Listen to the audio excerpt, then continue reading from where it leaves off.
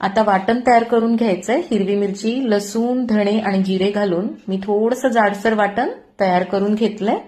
1.5 वाटी बाजरीचं पीठ घ्यायचंय, 1.5 चमचा बेसन, मीठ, ओवा, तीळ, तयार केलेलं वाटण आणि थोडा पालक चिरून घातलाय, कोथिंबीर, तिखट, हळद, हिंग घालायचाय आणि 1 चमचा तेल घालूया म्हणजे पुरी छान खुसखुशीत होते. मी इथे पालक घातलाय, तुम्ही हवं तर दुधी किंवा मेथी सुद्धा घालू शकता.